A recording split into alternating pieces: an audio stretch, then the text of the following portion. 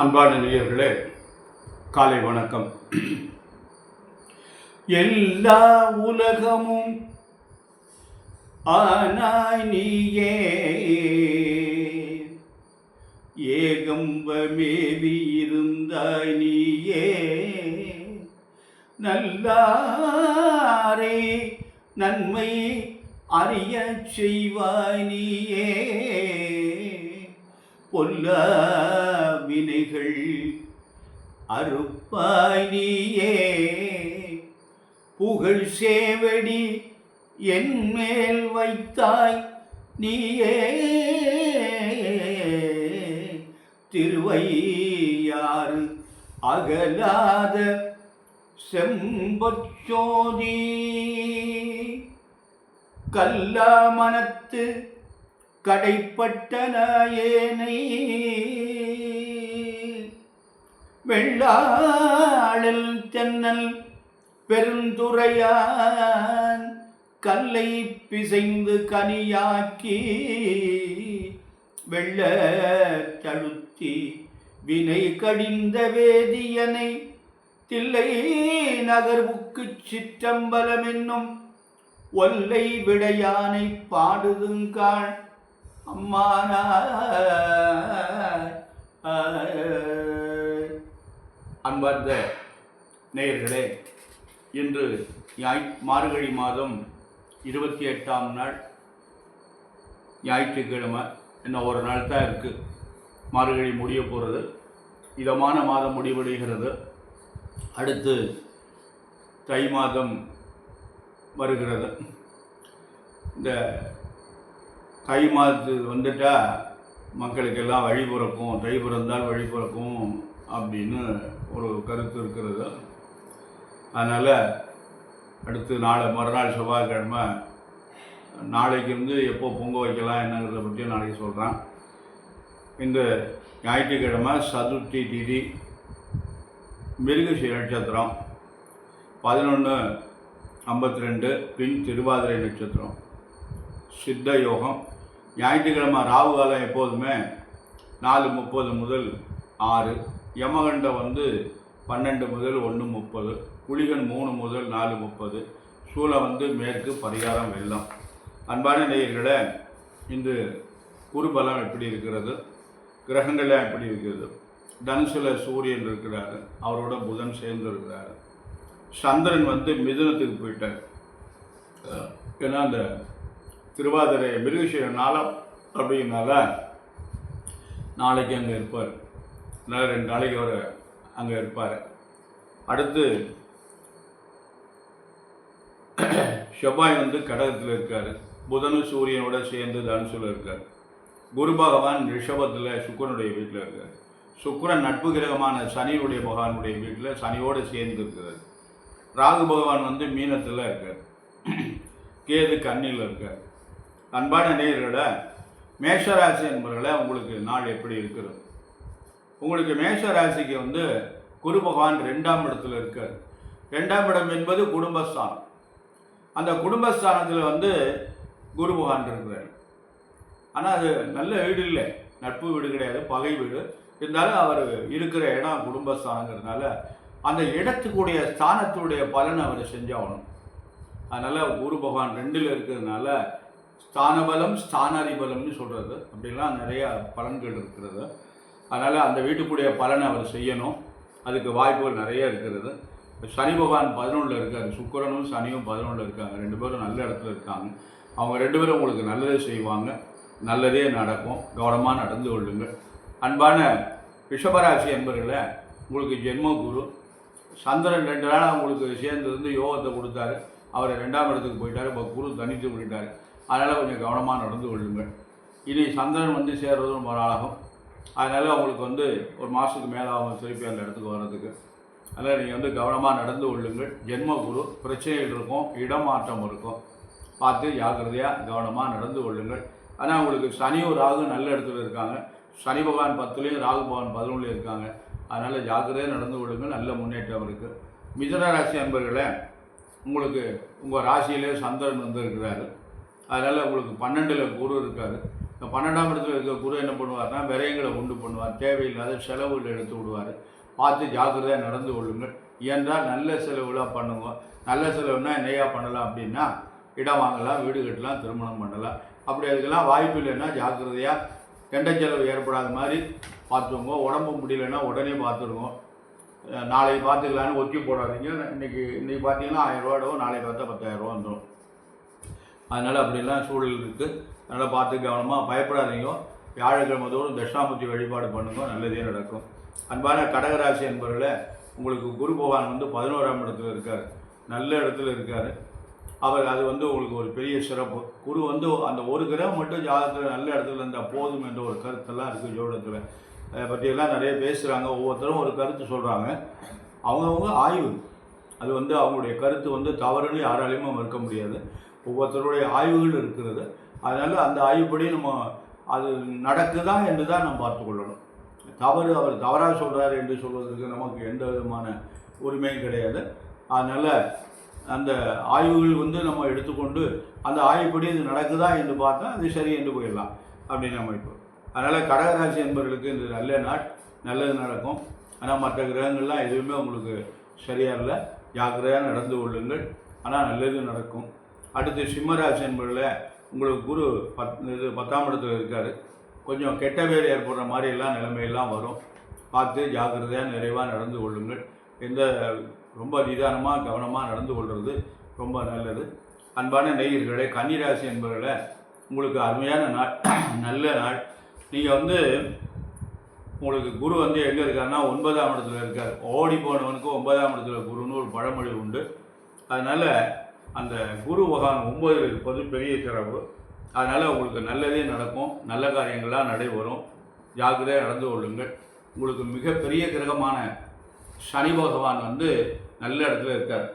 அவர் எங்கே இருக்காருன்னா 6ல் இருக்கார். 6ல் சனி நன்று. 6ஆம் இடத்துல சனி இருப்பது பெரிய சிறப்பு. அன்பான கன்னிராசி என்பவர்களை குழப்பம் இல்லாமல் நல்ல முடிவை தீர்க்கமாக எடுக்கும், நல்லது. துளாராசி என்பவர்களை உங்களுக்கு 8ல் குரு இருக்கார். அதனால் ராகு 6ல் இருக்கார். அது ஒரு பெரிய சிறப்பு. ராகு 6ஆம் இடத்துல இருந்தால் அவங்கள எந்த குறையும் இல்லாமல் பார்த்து கொள்ளுவார். கவனமாக நடந்து கொள்ளுங்கள். புதுசாக எதையும் செய்யாதீங்க, முதலீடு செய்யாதீங்க, தடைப்பட்டு போயிடும். அன்பான விருச்சிக ராசி என்பவர்களை உங்களுக்கு குரு 7ல் இருக்கார். ராசியை பார்க்கிறாரு, ராசி பலம் பெறுகிறது. விருச்சிக ராசி என்பவர்களுக்கு நல்லதெல்லாம் நடக்கும், நல்ல காரியங்கள்லாம் நடைபெறும். கல்யாணம் ஆகாத அன்பர்கள்லாம் இப்போ எப்படியும் சித்திரைக்குள்ளே புது வருஷம் பிறக்கிறதுக்குள்ளே கல்யாணம் முடிஞ்சாகணும். இன்னும் 2-3 மாதம் தானே இருக்குது, அதுக்குள்ளே கல்யாணம் ஆகிடுமா? ஆகிடும். தை பிறந்தோட நிச்சயார்த்தம் பண்ணி பங்குனியில் கல்யாணம் பண்ணலாம், அதுக்கு வாய்ப்பு இருக்குது. அந்த மாதிரியெல்லாம் ஒரு வாய்ப்பு நிறைவாக இருக்கிறது. ஜாக்கிரதையாக நடந்து கொள்ளுங்கள், நல்லதே நடக்கும். அன்பான தனுசு ராசி என்பவர்களில் உங்களுக்கு குரு பகவான் 6ல் இருக்கார். உடலிலே சற்று கவனமாக நடந்து கொள்ளுங்கள், நல்லதே நடக்கும். நல்ல காரியங்கள்லாம் நடப்பதற்கு உங்களுக்கு என்ன வாய்ப்பு இருக்குது அப்படின்னா, சனி பகவான் 3ல் இருக்கார், ராகு 4ல் இருக்கார். அதனால் இவங்க 2 பேரும் உங்களுக்கு நல்லது செய்வார். ஆனால் இவங்க 2 பேரும் உங்களுக்கு பகை கிரகம் தான். ஆனால் அந்த இருக்கிற இடம் இருக்குது பாருங்கள், அந்த இடத்துக்குரிய பலனை அவங்க செஞ்சாகணும். 3, 4, 2ம் அவங்களுக்கு நல்லது. சனிக்கு 3ஆம் இடம் நல்லது, ராகுக்கு 4ஆம் இடம் நல்லது. குரு பகவான் பெரிய இல்லாட்டாலும் இந்த கிரகங்களை உங்களுக்கு நல்லது செய்வார். பார்த்து ஜாக்கிரதையாக நடந்து கொள்ளுங்கள். அன்பான மகர ராசி என்பவர்களே, உங்களுக்கு 7னுடைய காலம் இருக்கிறது. 7 சனி பகவானுடைய காலம் கொஞ்சம் நாள் என்ன 1.5 வருஷம் இருக்குது. அதனால் ஜாக்கிரதையாக நிதானமாக நடந்து அவங்கவுங்க வயதுக்கு தக்கபடி முதல் சுற்று, 2வது சுற்று, 3வது சுற்று எல்லாம் இருக்குது. அதுக்கு தக்கபடி சிரமங்கள் இருக்கும். அதனால் பார்த்து ஜாக்கிரதையாக நடந்து கொள்ளுங்கள். அதாவது இதில் ஒரு கருத்து இருக்குது.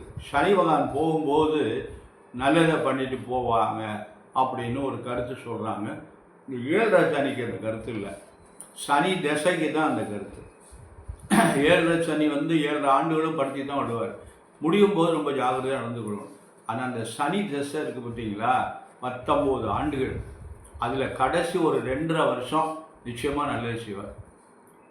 இந்த 19 ஆண்டுகளில் 17 வருஷம் நம்மளை கசைக்கு புழிஞ்சிட்டார். ஒரு 2 வருஷம் கடைசியில் ஒரு நன்மையை செய்வார் அப்படின்னு சொல்கிறார். அது தசைக்கு தான் அந்த மாதிரி ஒரு கருத்தை சொல்லியிருக்காங்க. அனுபவத்தில் அதுதான் சரியாக இருக்குது. அதனால் அந்த மாதிரிலாம் ஒரு கருத்து இருக்குது. அன்பான நேயர்களே, கும்பராசி என்பதில் உங்களுக்கு எப்படி இருக்குன்னா, கிரகங்கள் எதுவுமே பலமாக இல்லை, ஜென்மச்சனி நடந்து கொண்டு இருக்கிறது. அதனால் பார்த்து ஜாக்கிரதையாக நடந்து கொள்ளுங்கள், பொறுமையாக நடங்க, சோம்பேறித்தனமாக இருக்காதீங்க. உங்களுக்கு கிரகங்கள் சரியில்லை, நல்லா சுறுசுறுப்பாக இருங்க. உங்களோட திறமை இருக்குது, அதெல்லாம் கொண்டு வாங்க, ஒத்தி வைக்காதீங்க. அன்பான மீனராசி என்பதில் உங்களுக்கு வந்து 7.5 இருக்கிறது. பொதுவாக மகர ராசி, கும்பராசி, மீன ராசி என்பவர்களுக்கு வரிசையாக தொடர்ந்து 3 ராசி என்பவர்களுக்கு 7.5 தாக்கம் இருக்கிறது. அது அது வந்து தான் ஆகும். இனிமேல் அடுத்த ரவுண்டு வருவதற்கு 30 ஆண்டுகள் ஆகும். அதனால் அது ஒரு ஜாதகம் இருக்கும், அவங்கவுங்க பிறந்ததுலேருந்து 3 ரவுண்டு வரத்தான் செய்யும். அதனால் அதை பற்றி கவலைப்படாதீங்க. உங்களுக்கு குருவுடைய பார்வை பிரமாதமாக இருக்குது. குரு 9ஆம் இடத்தை பார்க்குறாரு. அந்த 9ஆம் இடத்தை பார்க்கும்போது உங்களுக்கு நல்லதே நடக்கும், நல்ல காரியங்கள் தான் நடைபெறும். அன்பான நேயர்களே, கவனமாக நடந்து கொள்ளுங்கள். இந்த 3 ராசி அன்பர்களும் சனிக்கிழமை தோறும் விரதமாக இருந்து, விரதம்னா என்னையா அப்படின்னா சைவம் சாப்பிட்றவங்களுக்கு விரதம் தேவையில்லை, சுத்தமாக இருக்கணும், அவ்வளோதான். தலை குளிச்சுட்டு சமைக்கணும், வீடு வாசலை தொடச்சிடணும் அப்படின்னு நம்ம இப்போ ஐயா நாங்கள் அவசர அவசரமாக வேலைக்கு போகிறோம், எங்களுக்கு 8 மணிக்குள்ளே நாங்கள் போய் ஆகணும், எங்களுக்கு இதெல்லாம் ஒத்து வருமானா ஏன் ஒத்து வராது? சனிக்கிழமை மட்டும் ஒரு 1/2 மணி நேரம் முன்னாடி இருந்துருங்க. ராத்திரி படுக்க போகிறதே முக்கியமான இடங்கள்லாம் தொடச்சி வச்சுருங்க, பாத்திரம்லாம் தேய்ச்சி சுத்தமாக வச்சுருங்க. சைவம் அசைவம் சமைக்காத பாத்திரங்களில் சைவத்துக்குன்னு ஒரு பாத்திரம் வாங்கி கொஞ்சமாக வச்சுருங்க, அதில் சமைங்க, 3 வேளையும் சாப்பிடுங்க. டிஃபன் பண்ணணும் இல்லையா, பரவாயில்ல, அன்னமாக சாப்பிடுங்க, அவர் குற்றம் இல்லை. இறைவன் வந்து பட்னி இழந்து நம்மளை தரிசனம் பண்ண வர சொல்ல, வயிறு நிறைய சாப்பிட்டுட்டு நிம்மதியாக போய் கடவுளை கும்பிடுவோம், தோஷம் இல்லை. பசிக்குதேன்னு நினச்சிட்டு இறைவனை கும்பிட்டோம்னா அது பலன் இருக்காது. அதனால் நல்ல அமைதியாக நிம்மதியாக இறைவன் உரிமையோடு அவருடைய திருமலடி நினைக்க வேண்டும். வேறு சிந்தனை இருக்கக்கூடாது. இறைவன்கிட்ட போயிட்டாருன்னா வேறு எந்த சிந்தனையும் இருக்கக்கூடாது. அந்த சிந்தனை எங்கள் ஆலயத்துக்கு போன உடனே தான் நமக்கு நிறைய சிந்தனைகள்லாம் வருது. அதனால் அதெல்லாம் தவிர்த்து விட்டு ஒரு நிமிஷம் நமக்கு வந்து அவருடைய பாதார விந்தங்களில் நம்முடைய மனதை செலுத்தி அவரை பிரார்த்தனை பண்ணமையினால் எல்லா நலன்களும் பெற்று நலமுடன் வாழ்வீர்கள்.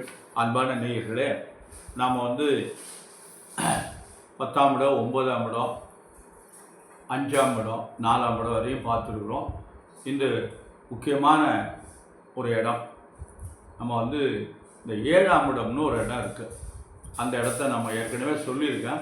இருந்தாலும் அந்த வரிசையில் வர்றபோது இந்த 7ஆம் இடம் ஜாதகத்தில் லக்னத்துக்கு நேராக இருக்கும், அதுக்கு பேர் 7ஆம் இடம். மேஷ லக்னம்னா துலா வந்து 7ஆம் இடம் வரும். அது களத்திர ஸ்தானம்னு பேர். களத்திர ஸ்தானம்னா என்னையா அப்படின்னா பெரும்பகுதி ஜோடர்கள் என்ன சொல்கிறாங்க, களத்திர தோஷம்னு சொல்கிறாங்க. களத்திரம் என்றால் என்ன? மனைவி கணவனை கொடுக்கக்கூடிய இடம். அது களத்திர காரகன்னு ஒருத்தர் இருக்கார். அவர் யாருன்னா சுக்கிரன். ஒரு ஜாதகத்தில் வந்து சுக்கிரன் பலமாக இருந்தால் தான் அந்த நல்ல மனைவி அமையும், நல்ல கணவன் அமையும். இல்லைன்னா வாழ்க்கையில் வாழ்நாள் பூரா வந்து சிரமந்தான். எல்லாருக்கும் நல்ல மனைவியும் நல்ல கணவன் அமையலை. ரொம்ப பேர் சிரமப்படுறாங்க. ஆண்களும் கஷ்டப்படுறாங்க, பெண்களும் கஷ்டப்படுறாங்க. கணவன் மனைவி ஒழுங்காக அமையறதுனால வேறு வழி இல்லாமல் வண்டி ஓடிட்டுருக்காங்க. அப்படிலாம் சில பேர் விட்டு ஓடி போயிடுறாங்க, பிரிஞ்சிடுறாங்க, ரொம்ப கஷ்டப்படுறாங்க. குழந்தைகள் பாதிக்கிறது, தாய் தந்தை பிரிவுனால குழந்தைகள் பாதிக்கிறது. அதனால் இதுக்கெல்லாம் காரணம் இந்த 7ஆம் இடம் தான். இந்த 7ஆம் இடத்துக்கு இன்னொரு முக்கியமான பெயர் இருக்குது. அந்த இடத்துக்குள்ளே எனக்கு தெரிஞ்ச வர இந்த ஆராய்ச்சியை வந்து யாருமே சொல்கிறாங்கல்ல, நிறைய சொல்கிறாங்க, 7ஆம் இடத்தை பற்றி சொல்கிறாங்க. ஆனால் அந்த களத்திர ஸ்தானம் என்பது அதை 2ஆக பிரித்து நம்ம பொருள் பார்த்தோம்னா களம் ப்ளஸ் உதிரம், களத்திரம். களம் என்றால் என்ன, உதிரம் என்றால் என்ன? களம் என்றால் கூடுகின்ற இடம். போர்க்களம், நெற்களம். நெற்களம் என்றால் என்ன? அந்த காலத்தில் களத்து மோடுன்னு சொல்லுவாங்க. வயலெல்லாம் கருதெல்லாம் அறுத்து நேரம் ஆகிடும், 4:30 மணி ஆகிடும், 5 மணிக்கெல்லாம் ஆள் வீட்டுக்கு போகணும். அதனால் அந்த கட்டுகளெல்லாம் தூக்கி கொண்டு அந்த மேடு, களத்து மேடுன்னு ஒரு இடம் இருக்கும், அதில் அடுக்கி வச்சுருப்பாங்க. வரிசையாக அடுக்கி வச்சுருப்பாங்க, அடையாளமாக அடுக்கி வச்சுருப்பாங்க. ஏன்னா ராத்திரி வந்து கட்டை தூக்கிட்டு போயிடுவாங்க. ஆனால் ராத்திரி நம்ம என்ன போனோம்னா அந்த வண்டி இருக்கும், பாறை வண்டி, அந்த வண்டியை கொண்டு போட்டு அது மேலே வைக்கல் அள்ளி போட்டு கீழே வண்டிக்கு கீழே சாக்கை வச்சுன்னு படுத்துருக்குறது, அறிக்கை லைட்டை வச்சுக்கிட்டு. ஏன்னா இந்த மாடுகள் வந்து தின்னுடும், பன்னி வந்து தின்னுடும், இந்த மனிதர்களும் கட்டை தூக்கின்னு போயிடுவாங்க. ஒரு 4 இடம் தூக்கின்னு போயிட்டாங்கன்னா கொஞ்சம் ஒரு மூட்டை நெல் போயிடும். அதனால் நம்ம களத்து நான்லாம் போய் படுத்து வந்திருக்கேன் களத்து மேடுலலாம். அதுக்கு தான் எனக்கு அதை பற்றி நன்றாக தெரியும். களத்து மேடு என்பது நெற்களம், போர்க்களம், வீரர்கள் கூடுகின்ற இடம் அப்படின்னு ஒரு போர்க்களத்துக்கு பேர். அது வந்து வீரர்கள் கூடுகின்ற இடம், அது பேர். இங்கே என்னையா ஜாதகத்தில் என்னையா களம் என்று சொன்னால் கணவன் மனைவி சேருகின்ற இடம், ஒரு ஆணும் பெண்ணும் சேருகின்ற இடம். ஒரு ஆணும் பெண்ணும் சேரலைன்னா வாழ்க்கையே இல்லை. ஈ எறும்பு 8000 ஜாதிகளிலும் சேர்க்கை இல்லை என்றால் உற்பத்தி இல்லை, உலகம் இல்லை, அஸ்தமிச்சு போடும். அதனால இறைவனுடைய அமைப்பு பாருங்க. இது உற்பத்தி வந்து 2 சேர்றதுனால தான் உற்பத்தி இருக்குது. இல்லைன்னா அதுக்கு வாய்ப்பே இல்லை. எதுவுமே எந்த பொருளும் உற்பத்தி ஆகுது. பழங்கள்லாம் ஈ இல்லைன்னா, தேனி ஈ இல்லைன்னா, அந்த ஈ வந்து தேன் எடுக்கலைன்னா அந்த பழங்கள் காய்கள் காய்க்காது. எல்லாம் தேங்காயிலேருந்து அத்தனை பழங்களும் அந்த ஈனால் தான் காய்க்கிறது. அது ஒரு இறைவனுடைய படைப்பு வந்து பாருங்கள். அது எப்படி 2 சேரும்? தென்னை மரம் எப்படி சேர முடியும்? கொய்யா மரம் எப்படி சேர முடியும்? சேர முடியாது. அந்த ஈ மூலமாக அதுக்கு அந்த மகரந்தம் வந்து அந்த பூவில் உட்கார்ந்த உடனே அது காயாயிடும். அப்படிலாம் இறைவன் படைத்திருக்காரு. அவருடைய படைப்புகள் வந்து வினோதமானது. அது வந்து உலகத்தில் அவருடைய படைப்புக்கு ஈடு உலகத்தில் எதுவுமே சொல்ல முடியாது. அந்த நீர் ஊற்றுகள்லாம் மலையிலேருந்து வருது. அது எங்கேருந்து வருதுன்னு யாராலையும் கண்டுபிடிக்க முடியாது. எந்த விஞ்ஞானிகளையும் கண்டுபிடிக்க முடியாது. சில நேரத்தில் என்ன போடுது, அந்த பால் ஊற்று என்று ஒரு மலையிலேருந்து வரும். அந்த பால் ஊற்று வந்து அப்படியே லைட்டாக இளநீர் தண்ணி மாதிரி இருக்கும். அவ்வளோ கற்கண்டாக இருக்கும் அந்த தண்ணி. மலைக்கு இடிக்கல கொட கொட கொட கொடன்னு வந்துட்டு இருக்கும். அது எங்கேருந்து வருது யாரும் அதை கண்டுபிடிக்க முடியாது. அப்படி ஒரு நீர் ஊற்றெல்லாம் இருக்கும். அதெல்லாம் இறைவனுடைய படைப்பு. அதனால் அந்த சேர்க்கை என்று போய் அந்த 7ஆம் இடம் வந்து வாழ்க்கையில் ரொம்ப முக்கியம். ஒரு மனிதனுக்கு வந்து ஒரு ஆண்மகனுக்கு வந்து நல்ல மனைவி அமையணும் அப்படின்னா 7ஆம் அதிபதி எங்கே இருக்கணும் அப்படின்னா, இப்போ மேஷல் இருக்கணும் அப்படின்னா மேஷல் இருக்கிறதுக்கு 7ஆம் இடம் துலாம். அந்த துலாத்துக்கு அதிபதி சுக்கிரன். அவன் தான் கடத்திரக்காரகன்.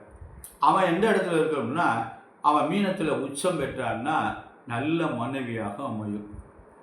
ஐயா 12ஆம் இடம் ஆகிடுதே, நீங்கள் மீனத்தில் உச்சம் பெற்றால் நல்ல மனைவியாகனு லக்கணத்துக்கு 12ஆம் இடம். கொஞ்சம் செலவுகள் ஏற்படும், இருந்தாலும் நல்ல மனைவியாக அமையும்.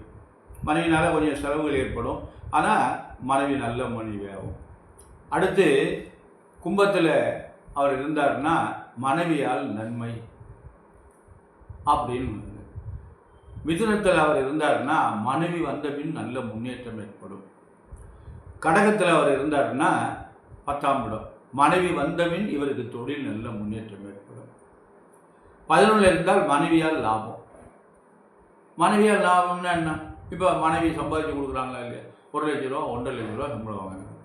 இப்போ மனைவியால் லாபம் தானே. அப்படியெல்லாம் ஒரு கருத்துக்கள் இருக்குது. அதனால் இந்த 7ஆம் இடம் வாழ்க்கையில் ரொம்ப முக்கியமான இடம். அந்த 7ஆம் இடம் ஒழுங்காக அமையணும். இப்போ 7ல் வந்து சனி இருக்குன்னு வச்சுக்கோங்களேன், சீக்கிரமாக கல்யாணம் ஆகாது. கல்யாணம் ஆவது என்பதே சந்தேகம். அப்படியே கல்யாணம் ஆனாலும் மனைவி நோயாளி ஆகும். 7ல் ராகு இருந்தாலும் மனைவி நோயாளி ஆவாங்க. 7ல் கேது ஆண்களுக்கு இருந்தால் இல்லற வாழ்க்கை முறையாக அமையாது. பெண்களுக்கு இருந்தால் கர்ப்பப்பை பிரச்சனைகள்லாம் வரும், மாதாந்திரம் ஒழுங்காக இருக்காது. இப்படிலாம் நிறைய கருத்துக்கள் பெரியவங்க சொல்லியிருக்காங்க. மூல நூல்கள் அந்த கருத்தெல்லாம் நிறைய இருக்குது. அந்த 7ஆம் இடத்தை நாம் ஆய்வு செய்யணும். ஆய்வு செய்கின்ற போது இதெல்லாம் நமக்கு கிடைக்கிது. வாழ்க்கையில் இப்போ இதெல்லாம் நம்ம சீர்தூக்கி பார்த்தோம்னா 10ஆம் இடம் 9ஆம் இடம் இதெல்லாம் விட 7ஆம் இடம் மனிதனுக்கு ரொம்ப முக்கியம். ஏன்னா சுகமாக வாழணுமா இல்லையா? மனிதன் கணவன் மனைவியோடு சேர்ந்து சந்தோஷமாக பிள்ளைகளில் பெற்று, கஷ்டம் என்பது அவன் தலையெழுத்து, அதுலேருந்து மேலே யாராலையும் முடியாது. ஆனால் சுகமாக வாழணும். அவன் சுகமான வாழ்க்கை அவனுக்கு இல்லை என்றால் இந்த மண்ணில் பிறந்து எந்த பிரயோஜனமும் இல்லை. அதுதான் ஒருத்தர் சொன்னார், வேண்டத்தக்கது அருவோய் நீ, வேண்டும் போது தருவோய் நீன்னு இறைவனை பார்த்து. எனக்கு என்ன வேண்டுங்கிறது உனக்கு தெரியும், எப்போ கொடுக்கணுங்கிறது உனக்கு தெரியும். நான் என்ன உனக்கிட்ட கேட்குறது? நான் என் கடமையை நான் செய்கிறேன், நீ கொடுக்குறோது நான் வாங்கிக்கிறேன். நம்ம கடமையை இறைவனுக்கு நாம் ஒழுங்காக செய்தோம் ஐயானால் இறைவன் நமக்கு கரெக்டாக அந்தந்த காலத்தில் அதை தான் நமக்கு கொடுத்துருவாங்க. அதனால் அந்த இறைவனுக்கு செய்கின்ற பணிகளை நாம் முறையாக செய்தோம் ஐயானால் நாமத்தில் பூர்வ ஜென்மத்தில் நமக்கு தோஷங்கள் இருந்தால் கூட அதுலேருந்தெல்லாம் நம்ம விடுபட்டு நல்லதாக வந்துடும்.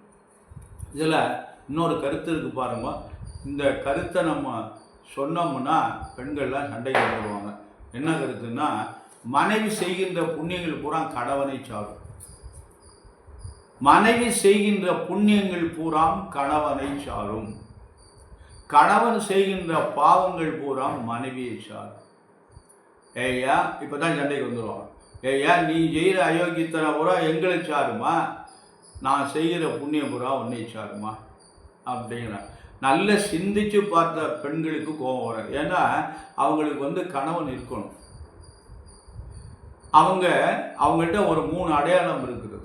கழுத்தில் திருமங்கல்யம், நெத்தியில் திலகம், தலையில் பூ. இந்த 3 சின்னங்களும் கணவன் இருக்கின்ற வரை தான் அவங்களுக்கு கிடைக்கும்.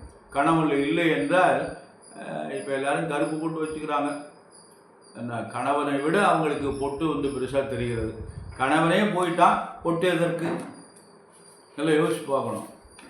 அந்த காலத்துலலாம் கணவன் இல்லைன்னா முடியை கூட எடுத்துருவாங்க. கணவனே இல்லை, இந்த முடியெல்லாம் நமக்கு தேவையில்லை அப்படின்னு எடுத்துருவாங்க. விலை கூட தான் கட்டின்ட்டுருவாங்க. அதனால் அவங்களே நினைத்து வாழ்ந்தாங்க. அது ஒரு காலம். இப்போ அப்படிலாம் முடியாது. அதனால் திலகத்தை வைத்து கொடுக்குறாங்க. அது பெரிய மாபெரும் குற்றம். அது பொட்டெல்லாம் வச்சுக்கக்கூடாது. பெரும்போது எல்லாருமே இப்போ சர்வசாதாரணமாக அந்த திலகத்தை வச்சு, கணவனே இல்லைங்கிற போது நெத்தியில் திருநீர் பூசிக்கலாம். அழகாக திருநீர் பூசிக்கலாம், ஸ்படிகமணி போட்டுக்கலாம், உத்திராட்சம் போட்டுக்கலாம். இதெல்லாம் அவங்க அணிந்து கொண்டு இறைவனை நோக்கி தியானம் பண்ணி, என்னுடைய கணவன் என்னை விட்டு போயிட்டாரு, எனக்கு இங்கே அவர் ஒரு நல்ல மோட்சத்துக்கு போகணும், சீக்கிரமாக என்னோட அவரையும் கூட்டிகிட்டு போயிடுங்க இறைவா அப்படின்னு இறைவனை பிரார்த்தனை பண்ணணும். அதுதான் பெண்களுக்குரிய இலக்கணம். அதுதான் வாழ்க்கை. அதுக்கு பேர் தான் வாழ்க்கை. வாழ்க்கை என்பது வாழ்வதற்கு. அதனால் இந்த 7ஆம் இடம் ரொம்ப முக்கியம். வாழ்க்கையில் ஒரு நல்ல ஒரு பலன்களை தரக்கூடியது. அதே மாதிரி ஆண்களுக்கு மனைவி நல்ல மனைவி அமையணும். அதே மாதிரி பெண்களுக்கு நல்ல கணவன் அமையணும். நல்ல கணவன் அமையலைன்னா அவங்க வாழ்க்கை முடிஞ்சு போயிடும், அஸ்தமிச்சு போயிடும். கோபம் வரும், சண்டை வரும், குடும்பம் இருக்கத்தான் செய்யும். ஊழல் இருந்தால் தான் கூடல் சுவைக்கும். ஊழலும் கூடலும் இல்வாழ்க்கை என்று இலக்கணத்தை சொல்லப்பட்டிருக்கிறது. ஊழல் என்பது காலையிலே ஏற்படுகின்ற சின்ன சின்ன சண்டை. கூடல் என்பது அந்தியிலே கூடுகின்ற ஒரு அரவணைப்பு, அன்பு, பாசம். இதெல்லாம் காலையில் சண்டை போட்டால் சாயந்தரம் அன்பு அதிகமாக இருக்கும். இதெல்லாம் சில பேருக்கு புரிய மாட்டேங்குது. அதனால் சில பேர் இந்த சண்டையை மறந்துடுவாங்க. சில பேர்லாம் காலையில் சண்டை நடக்குது, அப்புறம் சாயந்தரம் அதை மறந்துடுறாங்க. அதை மத்தியானமே மறந்துடுறாங்க, சாப்பிட கூப்பிடுறாங்க. அது இலக்கணம். அதான் பெண்களுக்கு பண்பு என்று சொல்வது. பண்பாடு என்பது நம்முடைய தமிழ்நாட்டில் பண்போடு வாழ்கின்றவர்கள் பெண்கள் அப்படின்னு சொல்கிறாங்க. திருக்குறளில் ஒரு குறள் இருக்குது, பெண்ணிற் பெருந்தக்க யாவுல கற்பனும் திண்மை உண்டாக பெரிய. எவ்வளோ அழகாக திருவள்ளுவர் சொல்ற. பெண்ணிற் பெருந்தக்க யாவுல கற்பனும் திண்மை உண்டாக பெரிய. அடுத்து இன்னொரு குறள் சொல்கிறார் அவர், தெய்வம் தொழாள் கொழுரன் தொழுதெழுவாள் பெய்யன பெய்யும் மழை. எப்படி பாருங்க, இறைவனை தொழ மாட்டாளாம். காலையில் எழுந்திருந்தவுடனே கணவனுடைய பாதத்தை எந்த பெண் தொட்டு வணங்கிட்டு இருந்திருக்கிறாளோ மழை பெய் என்றால் பெய்யுமா அப்படின்னா திருக்குறள் இருக்குது. இதெல்லாம் படிக்கணும், இதெல்லாம் குழந்தைகளுக்கு சொல்லிக் கொடுக்கணும். திருக்குறளே போகும்போது, ஆனால் சில குழந்தைகள்லாம் அப்படியே ஒரு 3 வயசுலாம் திருக்குறள் நிறைய பாராயணம் பண்ணுறாங்க. அப்படிலாம் இருக்குது, நிறைய இருக்குது. எல்லாமே இருக்குது, எல்லாமே இல்லை அப்படின்லாம் ஒரு காலம் இருக்கிறது. அதனால் இந்த 7ஆம் இட வாழ்க்கையில் மனிதருக்கு ரொம்ப முக்கியமான இடம். அதனால் பொருத்தம் பார்க்கின்ற பொழுது நிறைய தவறுகள்லாம் நடைபெறுகிறது. தவறான செய்திகள்லாம் நிறைய காதில் விழுகிறது. அது மனதுக்கு ரொம்ப வேதனையாக, வாழ வேண்டிய வயதில் பிரிவு ஏற்படுகிறது, மரணம் ஏற்படுகிறது. ரொம்ப சின்ன வயசுலேயே ஒரு பெண்ணுக்கு கணவன் மரணம் ஆகிடலாம். அது மரணமாகி இந்த வாழ்க்கை இழந்துடுறாங்க. அவங்க திரும்பி வாழணும், இல்லைன்னா தவறான பாதையில் போயிடுவாங்க. மறுமணம் என்பது ஏற்றுக்கொள்ள வேண்டியது தான். அது தவறு கிடையாது. அதே மாதிரி ஆண்களுக்கு மறுமணம் செய்கின்ற பொழுது பெண்களுக்கு மறுமணம் என்பது ஏற்றுக்கொள்ள வேண்டியது தான். ஆண்கள் ஏற்றுக்கொண்டால் திருமணம் பண்ணிக்கலாம், அது ஒன்றும் தப்பில்லை. அதனால் 7ஆம் இடத்தை பார்த்து தான் நம்ம அந்த திருமணத்தை நிச்சயம் பண்ணணும். இவங்க என்ன பண்ணுறாங்கன்னா 9 பொருத்தம் இருக்குது, பிரமாதமாக இருக்குது, யோனி பொருத்தம் இருக்குது, ரச்சு பொருத்தம் இருக்குது, நல்லா இருக்குது, மற்ற பொருத்தங்கள்லாம் நல்ல ராசி பொருத்தம்லாம் நல்லா இருக்குது அப்படின்னு ஜோதிடர் சொல்கிறத நம்பிக்கிட்டு இந்த ஜாதகங்களை ஆய்வு செய்யாமல் இவங்க இப்போ ஒரு கணவன் நல்ல சம்பாதிக்கின்ற பொருளை மனைவி அழிச்சு விடுறார். ஏன்னா அவனுக்கு 7ஆம் அதிபதி 12ல், மனைவியால் விரையும், எல்லாத்தையும் காலி பண்ணிடுவா, கடனாளி ஆகி விடுவா. இவனால் ஒன்றும் பண்ண முடியாது. அதனால் அவளை மீறி இவனால் எதுவும் செய்ய முடியாது. அப்படின்னா ஒரு கருத்துக்கள்லாம் இருக்குது. அது அவனுடைய ஜாதகத்தை மனைவியை சொல்லக்கூடாது. அவனுக்கு மனைவி அப்படித்தான் அமைவார், அதில் தான் அவன் வாழ்ந்தவன், வேறு வழி இல்லை அப்படின்னா ஒரு கருத்துக்கள்லாம் இருக்குது. அதனால் இந்த 7ஆம் இடத்தை ரொம்ப முக்கியம். வாழ்க்கையில் மனிதனுக்கு புத்திரஸ்தானம் கூட அந்த 7ஆம் இடத்துக்குள்ளே வரும். அதனால் ஆயில கூட 7ஆம் இடத்தை பற்றி நம்ம சொல்லலாம். ஏன்னா 7ல் குரு இருந்தால் லக்னத்தை பார்ப்பார். லக்னத்தை குரு பார்த்தான்னா ஆயில் பலம். அப்படின்லாம் ஒரு கருத்துக்கள் இருக்குது. இதெல்லாம் பெரியவங்க 7ஆம் இடத்தை பற்றி பிரமாதம் எழுதியிருக்காங்க. அதாவது கிருஷ்ணமூர்த்தி பத்ததின்னு ஒரு நூல் இருக்குது. அவங்க அவர் கிருஷ்ணமூர்த்தின்னு பெரிய அஸ்ட்ராலஜி மேதை, நட்சத்திர ஹோராங்கிற ஒரு நூல் அவர் எழுதியிருக்காரு. ஆனால் ஆங்கிலத்தில் இருக்க போல இருக்குது, தமிழில் ஒன்றையும் காணதில்லை. அதனால் அவருடைய கருத்துக்கள் அருமையான கருத்து. இந்த பொருத்தத்துக்கு முக்கியம் கொடுக்காதீங்க. அது நீங்கள் எப்படின்னா ஜாதகத்தை ஆய்வு செய்யுங்க அப்படின்னு சொல்கிறார். ஹார்மோன் பொருத்தம் பாருங்கள். ஹார்மோன்னா அணுக்கள், ரத்தம், அது பொருத்தம் பாருங்கள். 2 பேருக்கு அணுக்கள் எப்படி இருக்கிறது பாருங்கள். இப்படிலாம் அவர் நிறைய ஒரு 6 கருத்துக்களை பொருத்தம் பார்ப்பதற்கு சொல்லியிருக்கிறாரு. அந்த 6 கருத்துக்களையும் ஆய்வு செய்து விட்டு தான் நம்ம ஜாதகத்துக்குள்ளே போகணும். அது மாதிரி தான் நான் பொருத்தம் பார்த்துட்டுருக்கேன். அவர் கிருஷ்ணமூர்த்தியை பத்ததியில் நான் ஒரு தமிழ் நூல் ஒன்று கிடச்சிது, அதில் படித்து பார்த்தேன். செவ்வாயும் பரிகாரமும் இந்த 3 தலைப்பில் வந்தது. அது ஒரு நண்பர் வாங்கிட்டு போனார். அது இஸ்லாமிய நண்பர் ஒருத்தர் படிக்கிறதுக்கு வாங்கிட்டு போனார், கொண்டு கொடுக்கல என்கிட்ட. அதில் இருக்குது செவ்வாயும் பரிகாரமும்னு ஏதோ ஒரு இதில் அவர் கிருஷ்ணமூர்த்தி எழுதின புக்கு. அதில் அது மட்டும்தான் எனக்கு தமிழ் உரை கிடைச்சிது. அதில் பிரமாதமாக அவர் எழுதியிருக்காரு. அந்த திருமண பொருத்தத்தை பற்றி பிரமாதமாக எழுதியிருக்காரு. அதை படித்ததுலேருந்து அந்த முறையில் தான் நான் இந்த பொருத்தங்களை பார்க்குறேன். அன்பான நேயர்களை, நீங்கள் இந்த 7ஆம் இடம் ரொம்ப முக்கியம். அதனால் இந்த திருமண பொருத்தம் பார்க்கின்ற பொழுது நல்ல ஜோதிட அணுகி ஜாதகங்களை நன்றாக நிறைவு செய்து, வசதிக்காகவோ வாய்ப்புக்காகவோ ஏழை என்பதற்காகவோ, ஏழையாக ஒரு பொண்ணு இருக்குது அப்படின்னா அந்த பொண்ணு ஜாதகத்தில் பிரமாதமாக இருக்குது திசைகள்லாம் அப்படின்னா அந்த பொண்ணை கல்யாணம் பண்ணி வந்தோடனே இந்த மாப்பிள்ளையோட குடும்பம் நல்ல முன்னேற்றத்துக்கு வந்துடும். அப்படி தான் அதில் இருக்குது. அதனால் அன்பான நேயர்களே, நல்ல இறைவனுடைய அனுக்கிரகம் பெற்று எல்லாரும் பல்லாண்டு பல்லாயிரத்தாண்டு வாழ எல்லாம் வல்ல அந்த இறைவனை பிரார்த்தனை செய்து நிறைவு செய்கிறேன். நன்றி, வணக்கம்.